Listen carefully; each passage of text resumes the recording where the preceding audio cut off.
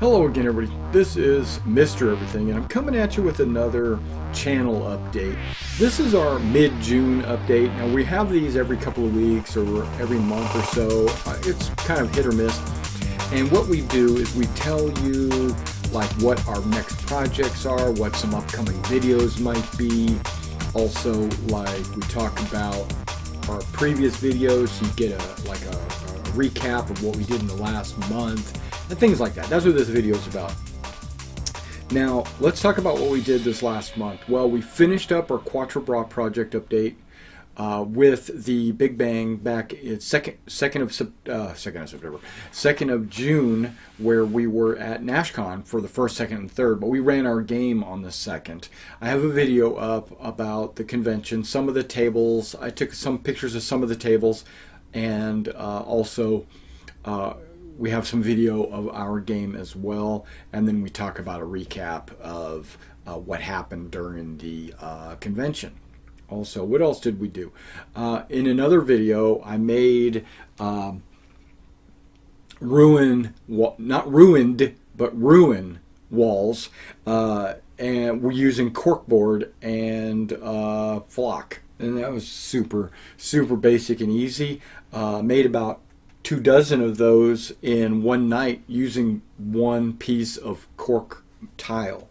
Okay, so that video's up. I also did a video on I did a gaming tutorial, a flight school on how to play Blood Red Skies. I did all the rules on how to play Blood Red Skies. That's up on YouTube right now, where you can watch. And it's not a hard game to play at all. The rule books are only a couple of pages long, and it's super exciting. I love this game. I think it's one of my next big projects is going to be the Blood Red Skies. I'm going to work on mats. I'm going to work on maybe some terrain for as objectives, like targets. I'm going to work on planes, mostly planes, and bases, and all kinds of things for Blood Red Skies. So come back and check that out. I have done some work on some bases. We'll talk about that in a minute. But what else do we do? What other videos? I didn't do a whole lot of videos. I've done a lot of painting videos on Napoleonics. I did do some D&D paint. I painted some D&D figures for a friend. I uploaded those step by step. It was like a tiefling, a dwarf, a gnome, and a elf, I think it was, and that's for D&D. So I've uploaded those videos, and those were step by step paint from start to finish. So if you wanted to see that, you can. What else have I done that I think I haven't talked to you about already? I think that's pretty much it. I put quite a few things on eBay, so if you're interested in purchasing some miniatures or board games even, or some miniature games, like I put Red Sun Blue Sky on. No. I didn't put Red Sun Blue Sky. What am I saying? I put Check Your Six up there with the Guadalcanal campaign.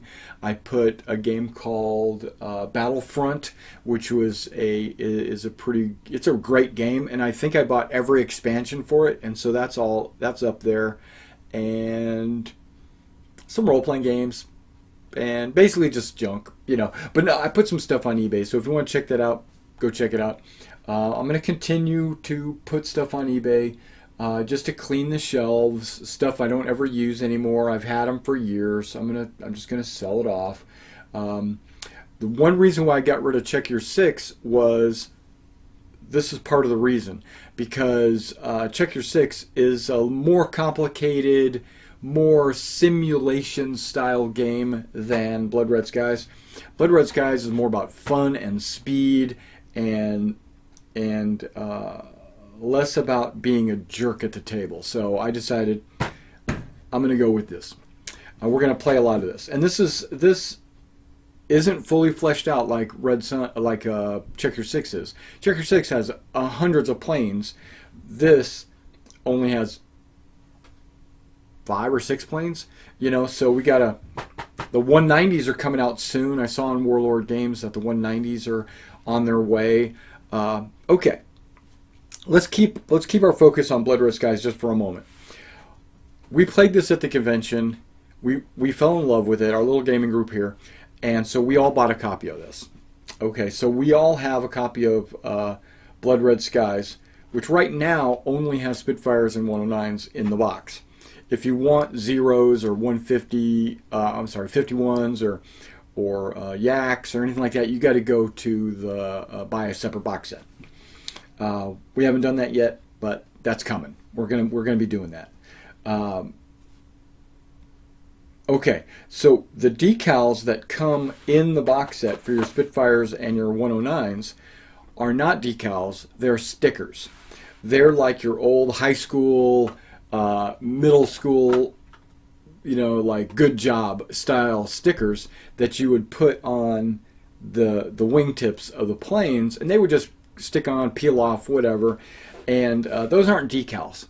And I want to put a little love into these planes. I want to take these planes, and I've already started, I've primed them. I want to start painting them and then put real decals on them, right? Paint the wingtips and the cockpit and all that stuff, and not just leave them a solid color. So I ordered some decals, and they came in today. This is from Miscellaneous Miniatures. Now, at Miscellaneous Miniatures, I saw that he has a whole line, I mean a whole line of 1/200 scale airplanes. And I think they're kind of in a plastic resin, same thing that these things are in. And they have like little screws similar to, maybe smaller than this, screwed into the bottom, right, of the plane. Okay, so we'll get into that in a minute. But right here, these are decals. I haven't opened it up. We haven't looked at these yet. I just got them in. I just walked outside a minute ago. Saw that this was in the mail. Okay, he sent me an email saying that one of the sheets I ordered was a 1/300 scale decal sheet and not a 1/200 scale decal sheet. So if I wanted to send it back to him, he would refund me.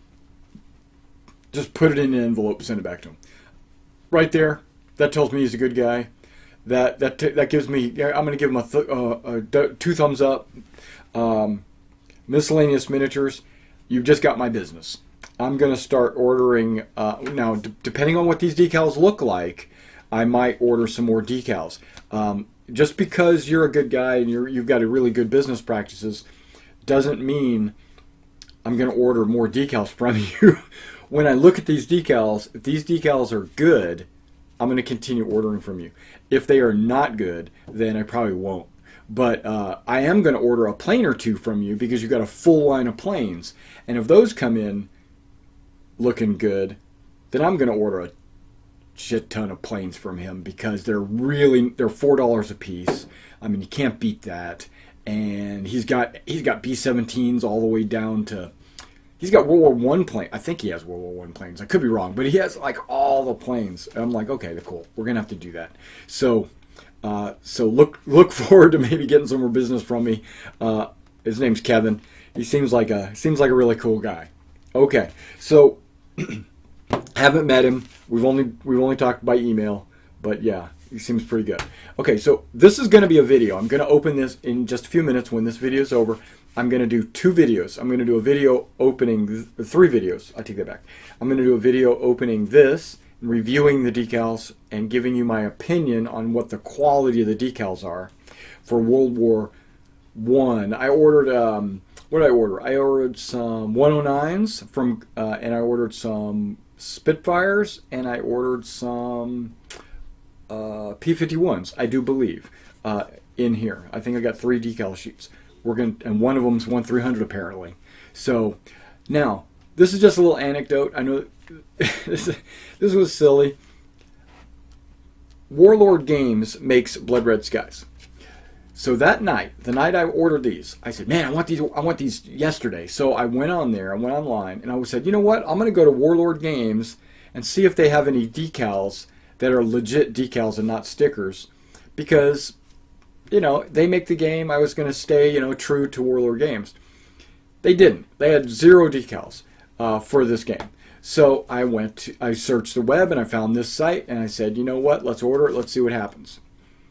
The very next day, I'm at work, right? And I was showing a friend. I was like, check these out. You know, check this game out and check, you know, the figures and blah, blah, blah. And as soon as I go to Warlord Games, the very next day, they said, just released decals.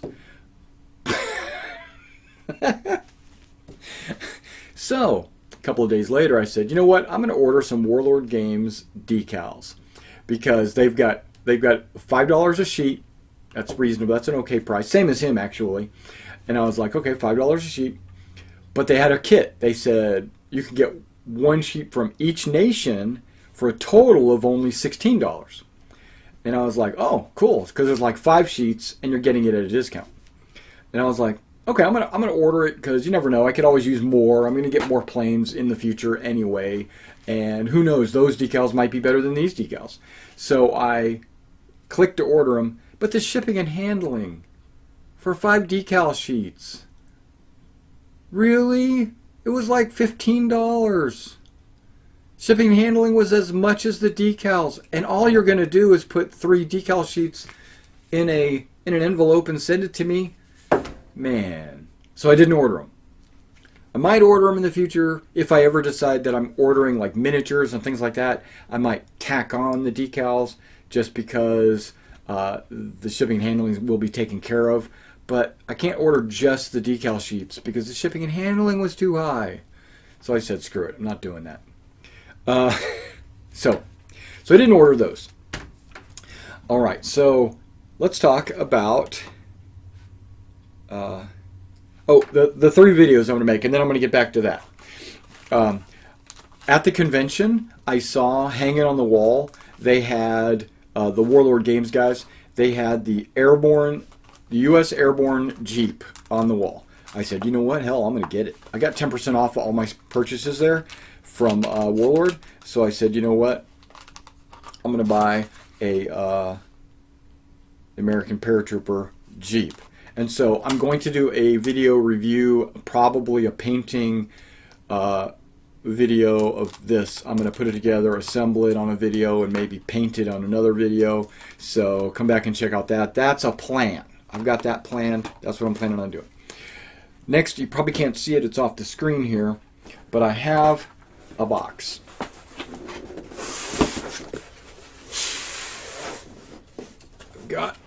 I'm trying to put it on the screen here, you know. Okay, yeah, I have this box here. I was online and I was looking for a play mat for, guess what? Blood Red Skies, right? And so I was looking for top-down fields, you know, that we could just fly over and you know, just to have a cool mat. I decided against that. But in the process, when I was at the convention, okay, this is another thing. When I was at the convention, there was a ton of people selling battle mats. I mean, there was, let me count them. There was like 1, 2, 3, 4, maybe 4. 4 of the dealers were selling various battle mats. And I went to each one of them. Probably the best looking mat there was the cigar box mats, to be honest. Those were probably the best looking mats. But I went to all the mats, but they didn't have what I wanted. I went to every one of them and asked, do you have like a jungle field? It could be jungle or grassland or any kind of like just generic green foliage mat, right? Which green felt works for that.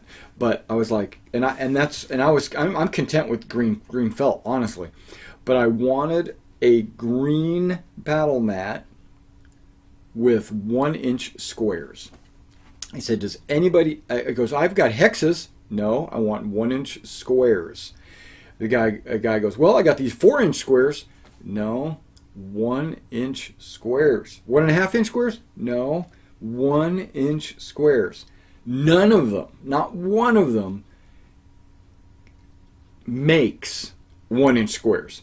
Because If any one of them said, yeah, I just left them back at the shop, I would have said, take my money, mail it to me. That would have been fine. I would have been happy with that. I would have been sight unseen. I would have done it. But every one of them says, no, we don't do mats with 1-inch squares. What are you guys, stupid? You guys are stupid. Idiots. 1-inch squares is the #1 mat seller. That's what everybody buys is 1-inch squares.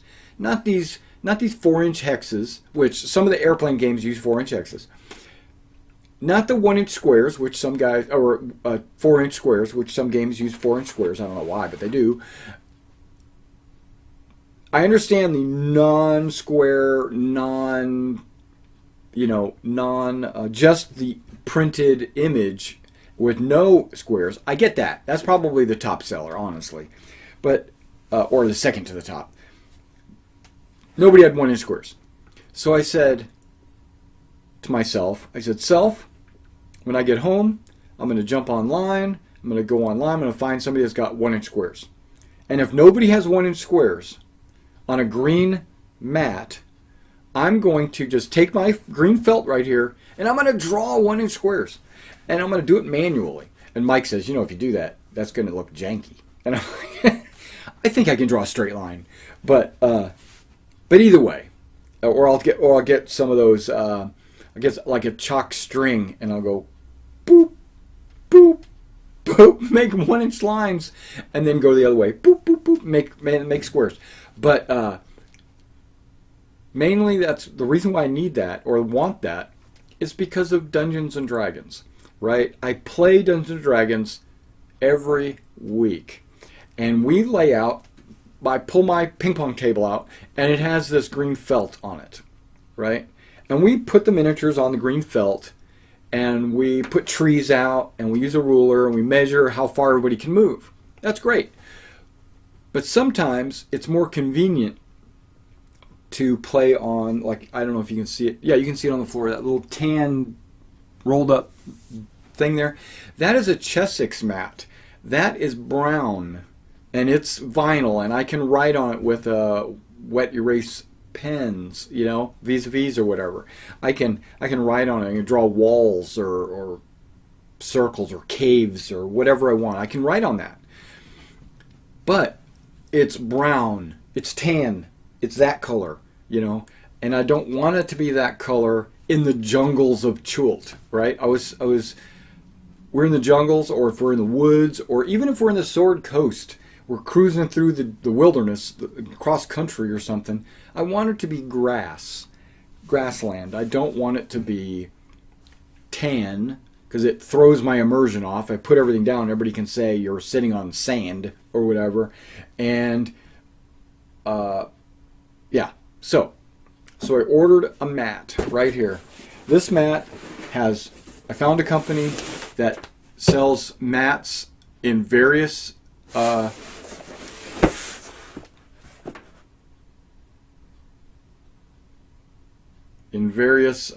patterns.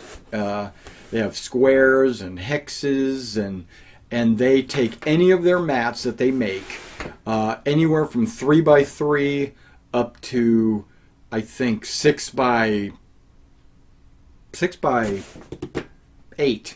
I think is their biggest mat, and they have various sizes between here and there, and I think they're in Canada.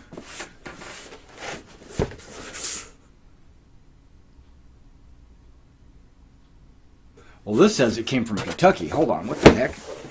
Is this the mat I ordered? All Adventure. Hebron, Kentucky. Is this the Hots mats? I don't remember. But I saw some hot mats, and I said, you know what? Those guys look like great aerial battlefields. And then I could, if I wanted to, I could get a second mat. All you need is 3x3 for Blood Red Skies. But I said, for my D&D game, I could get a 4x6, lay it on the table. We could do some like D&D jungle adventures.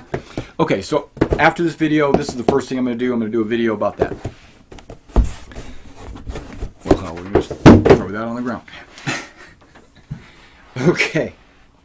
I know this is going on. I've got a lot going on, so just trying to help, just showing this with you. Okay. There are multi-engine planes in this game. There are no multi-engine models in the game. We figure that these bases, we talked to the guy at Warlord about playing with multi-engine planes. They had a problem at the studio where they put a multi-engine plane on the existing bases, and they would tip over, boom, because they would just be way too heavy, right? So, so we figured we'd just go ahead and put like a metal washer or something like this, maybe thicker than this. This is actually super thin. This is like a fender washer. But I would get like a really thick washer and put it on the bottom. Now I've got a big hole in the middle because of the way the base is made. It's got a bump on the bottom of this, but this washer could fit underneath, and that'll give it weight so that when you put like a B-17 model or something like that on the base, and when you put it in disadvantage or something like this, it won't tip the base over. Straight up and down, no problem. I can put the pin in the center of gravity so it won't tip. But the problem is when you go to disadvantage or to advantage, will it tip over?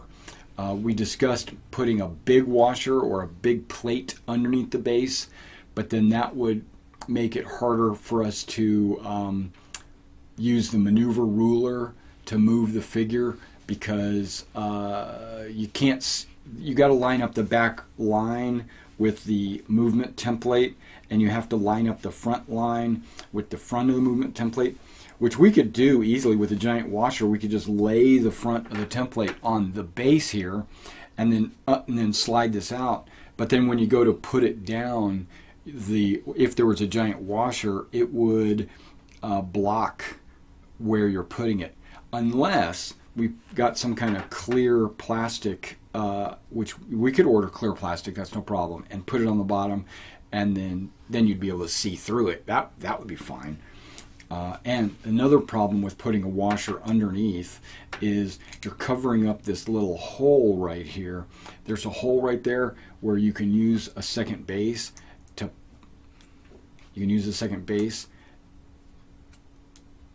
to pop out the pilot skill card, right?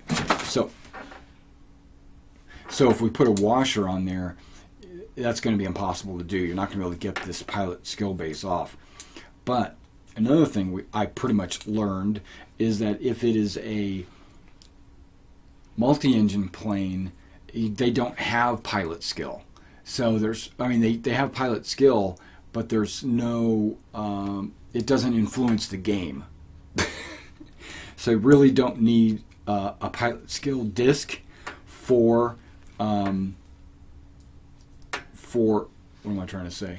For the multi-engines. So what we'll probably do is only make a couple of bases for multi-engine planes, and then all the other bases will be for, I keep turning this upside down, then we'll put all the other bases for the single seat planes. That's probably what we're going to do. Okay, so, and that'll happen when it happens. Because on single seat planes, there's no need for the washer. These bases are perfectly fine for that. Okay, next thing. Planning in advance. I have some magnets. I use these magnets for my Check Your Six game when I was using 1/600 scale planes. I have these tiny little magnets, and you can't see it on this plane, but there's a tiny little magnet there, and there's a tiny little magnet on the end of this base. They're normally not like that. They normally have these pegs that go into the bottom of the plane, and you fly like that. And these are fine. But I was planning for getting models that aren't made for this game, like the ones from Miscellaneous Miniatures or the ones from like Hobby Lobby, because they sell 1/200 scale planes, die cast, right? So they're super heavy, but they're pre-painted and they're 1/200 scale. And I was going to just put a magnet on the base, and then if those are metal, if they're ferrous metal, they should just stick to the magnet with no problem.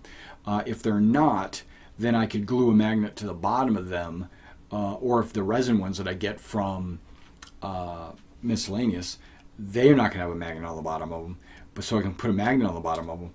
But I've noticed that the magnets I already own are not strong enough. They're made for planes that are only like 1 inch long, or half an inch long. Okay, now I experimented by putting a screw right into the bottom of the plane and letting the screw connect to the magnet, right? Well, this magnet only has like a 0.12 pound pull, and so it's the planes would move around or they would fall off of it, right? So I decided not to do the screw. So I thought about the nail, because the nail I can cut and I can get it all the way in so that it would be almost flush with the bottom of the plane, and the nail would stick to the magnet as well. But again, same situation, the magnet is not strong enough to pull this nail. I mean, it does, but it's with the weight of the plane, and especially if it's a bomber, it would just fall right off. So I decided to put a magnet on the end of here and a magnet on the end there to double the pull, right? So now it's a 0.24 pull, and that works for Preddy's P-51, you know, but it's still wobbly a little bit. I don't want it to be wobbly at all like that. I want, once I put it down, it to go boop and it be on there, right? So I went to the magnet, JM magnets, and they've got these 0.4 pull magnets, maybe they're 0.4 pull magnets for like 14 cents, right? There's 10 of them for $1.40. So I think I'm going to order those. That way, and that's going to be 4 times or 3 times probably the pull of this. And so then I'll put a screw or something in the bottom of the multi-engine plane and see if that works, because that way I can use 1 magnet per base, and then a screw or something like that, or bolt or something like that for each plane. And then if that's strong enough, great. If not, then I can put a magnet on the bottom of the plane and a magnet on the bottom of the top of the base, and have that work, right? So these aren't painted yet. All right, so near future, I'm gonna do an unboxing of this and a review and an assembly. That's going to be the first video, and then the next video will probably be a painting video on this.